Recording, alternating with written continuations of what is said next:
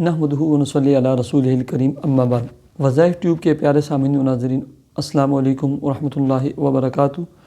امید کرتا ہوں کہ آپ جہاں پر بھی ہوں گے اللہ کے فضل و کرم سے خیریت سے ہوں گے، اور دعا گو ہوں کہ اللہ تبارک و تعالی آپ کو صحت و سلامتی کے ساتھ پیار و محبت والی، خوشی والی، اتفاق و اتحاد والی اور پاکیزہ لائف زندگی عطا فرمائے، آمین۔ پیارے سامعین و ناظرین، بہت ساری مائیں، بہنیں، بیٹیاں، دوست احباب اپنی جائز مقاصد کے حصول کے لیے اور اٹکے ہوئے اور رکے ہوئے کاموں کے لیے وظائف پوچھتے رہتے ہیں۔ تو آج میں آپ کو ایک بہت ہی مجرب اور آزمودہ عمل اور وظیفہ بتلانے لگا ہوں۔ آپ 15 شعبان یا نصف شعبان یا شب برات جسے کہتے ہیں، اس میں اس رات کو یہ عمل کریں۔ اللہ رب العزت کے فضل و کرم سے، اس عمل کی برکت سے اور اس رات کی برکت سے ایک ہی مرتبہ کرنے سے آپ اپنے مقاصد کے حصول میں اللہ کے فضل و کرم سے کامیاب ہو جائیں گے۔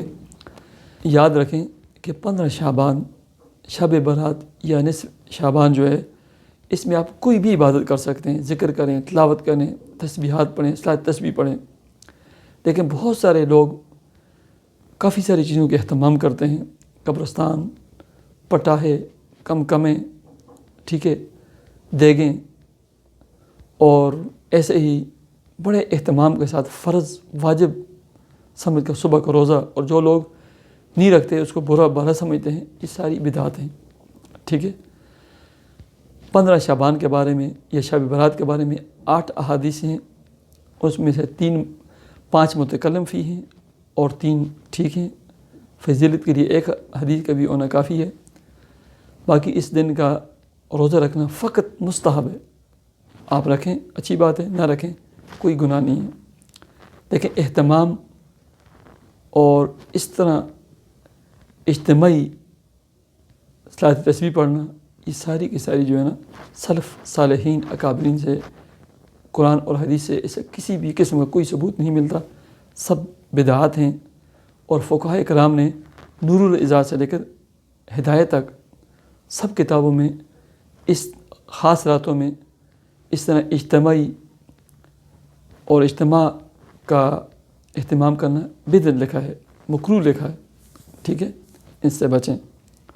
اپنے طور پر مخفی طریقے سے اپنے اپنے گھروں میں کوئی بھی عبادت کریں آپ، اور دن کو روزہ رکھیں بس۔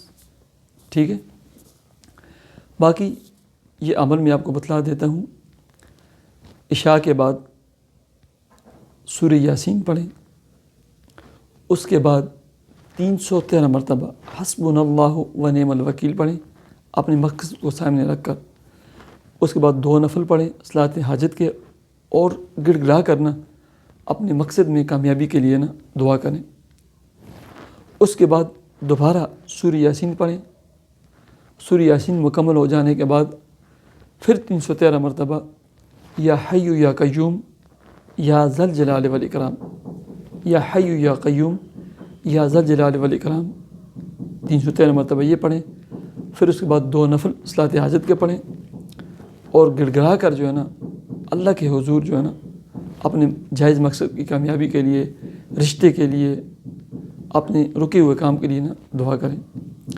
اس کے بعد 30 مرتبہ پھر سورہ یاسین پڑھیں، اور کوشش یہ کریں کہ 313 مرتبہ بسم اللہ الرحمن الرحیم الف لام میم اللہ لا الہ الا هو الحی القیوم یا واحد یا ذل جلال والاکرام یہ پڑھیں۔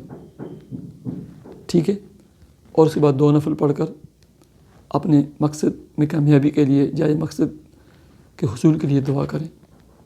بہت مجرب عمل ہے، بہت ہی مجرب عمل ہے، بس یہ عمل ہے۔ اس کے علاوہ کوئی بھی آپ عبادت کر سکتے ہیں، صلاۃ تسبیح پڑھ سکتے ہیں، ذکر کر سکتے ہیں، تلاوت کر سکتے ہیں۔ کوئی خاص عمل نہیں ہے، نہ لازمی ہے کہ آپ قبرستان کو جائیں، کمکمے جلائیں، نہ لازمی اور ضروری ہے کہ صبح کا روزہ رکھیں تو اچھی بات ہے، آپ کسی بھی دن کا رکھ سکتے ہیں۔ اللہ تبارک و تعالی مجھے اور آپ کو عمل کی توفیق عطا فرمائے۔ مجھے اجازت دیجیے، اللہ حافظ۔